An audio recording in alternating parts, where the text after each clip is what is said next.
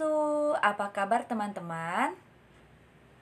Baik, alhamdulillah. Semoga teman-teman selalu sehat, selalu diberikan kemudahan. Meskipun lagi-lagi kita belajarnya di rumah aja, tetapi semoga tidak mengurangi rasa semangatnya teman-teman untuk selalu belajar ya. Karena dimanapun kita berada, kita diharuskan untuk selalu mencari ilmu. Salah satunya teman-teman harus selalu giat belajar. Oke teman-teman, hari ini kita akan belajar mengenai pembelajaran 1 subtema 2, yaitu subtema 2 berjudul bermain di rumah teman. Teman-teman boleh dibuka bukunya halaman 51. Hari ini kita akan belajar mengenai keragaman bentuk benda dan juga berlatih perkalian.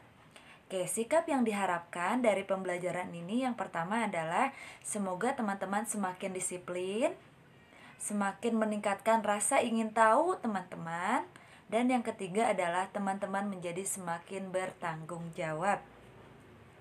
Oke, di pembelajaran 1 ini teman-teman boleh langsung dibuka bukunya halaman 53. Oke, di halaman 53 di sini tersedia gambar-gambar yang berbentuk bangun datar. Tahukah kamu apa itu bangun datar? Oke, teman-teman boleh dicatat ya. Bangun datar adalah bagian dari bidang datar yang dibatasi oleh garis lurus atau lengkung. Oke. Contoh dari bangun datar yang pertama adalah persegi panjang. Nah, ini dia persegi panjang. Persegi panjang memiliki sisi berhadapan yang sama panjang dan memiliki 4 buah titik sudut siku-siku. Oke, yang kedua adalah persegi. Persegi adalah persegi panjang yang semua sisinya memiliki ukuran sama panjang. Oke, yang ketiga adalah segitiga. Segitiga terbentuk dari 3 buah titik yang tidak segaris. Dan yang keempat adalah lingkaran. Bangun datar yang memiliki satu sisi. Hari ini kita hanya belajar mengenai 4 bangun datar itu saja ya teman-teman. Oke, sekarang coba teman-teman lihat bangun datar yang ada di halaman 53. Yang nomor pertama, di situ ada sebuah bangun datar yang terbentuk dari 3 buah titik yang tidak segaris. Kira-kira bentuk bangun datar tersebut dinamakan bangun datar? Good job, segitiga. Maka teman-teman boleh ditulis di bawahnya ya, segitiga.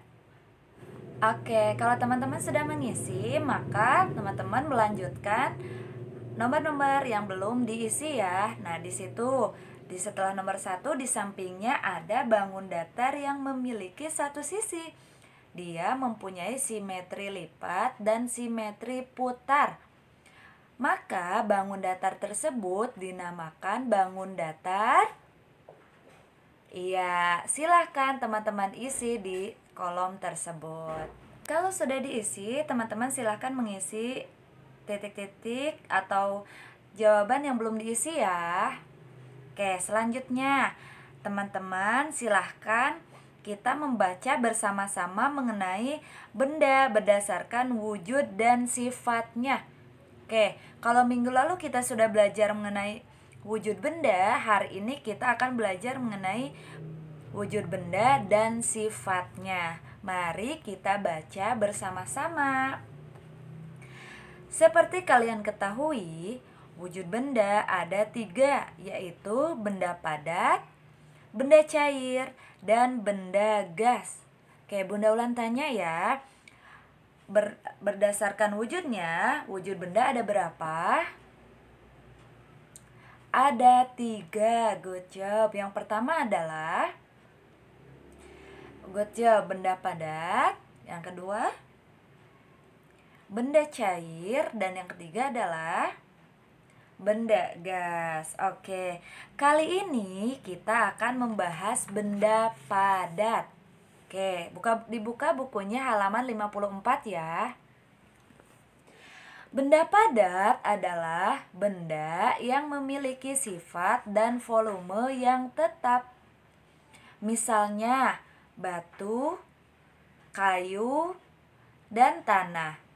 Sifat-sifat kebanyakan benda padat adalah sebagai berikut. Yang pertama adalah kuat dan kukuh. Yang kedua, bentuknya tetap. Dan yang ketiga adalah volumenya tetap. Oke, diulang ya teman-teman. Sifat-sifat kebanyakan benda padat adalah yang pertama, kuat dan kukuh. Dan yang kedua, bentuknya tetap. Dan yang ketiga adalah volumenya tetap. Masya Allah, good job. Kalau misalnya kita sudah membaca, maka kita akan mengerjakan soal. Coba kita lihat soal nomor 1.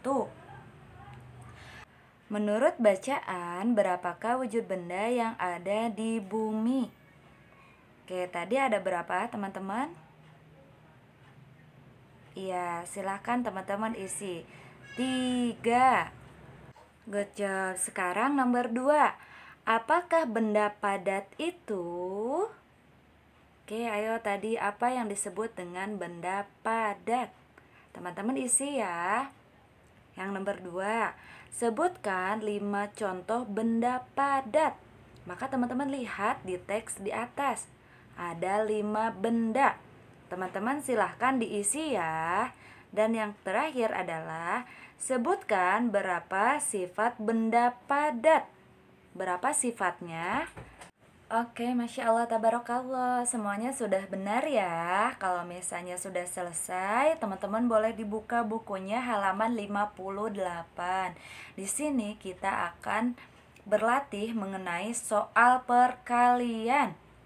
Oke, coba kita lihat. Di sini ada 3 gambar atau 3 tabel. Kemudian teman-teman diminta menjumlahkan. Dan dari penjumlahan itu bisa diubah menjadi bentuk perkalian. Coba kita lihat. Di dalam satu tabel ini berisi berapa mobil? Iya, berisi 4 mobil. Maka teman-teman tulis 4. Kalau penjumlahan berarti ditambah ya. Kemudian teman-teman ditambahkan di gambar di sampingnya, di tabel di sampingnya. Oke, ada berapa mobil? Ya, ditambahkan 4. Kemudian ada satu tabel lagi yang berisi berapa mobil? 4 juga. Oke, jadi kalau dijumlahkan adalah ditambahkan. Kita hitung semuanya ya.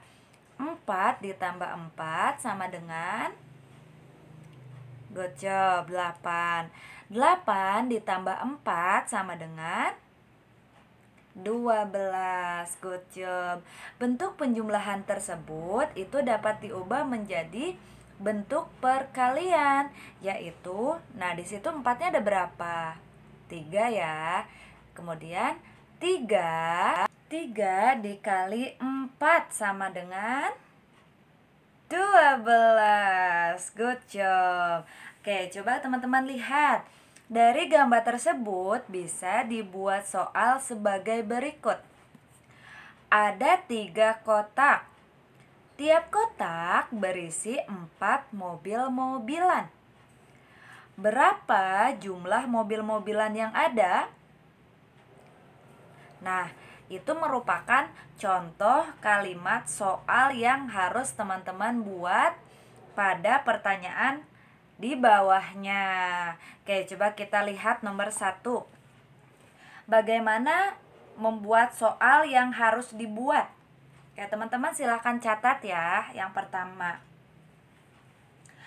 ada 4 kotak. Tiap kotak berisi 5 boneka. Berapa jumlah boneka yang ada? Tanda tanya. Nah, selanjutnya teman-teman mengisi kolom titik-titik penjumlahan dan perkalian. Nah, di situ ada penjumlahan.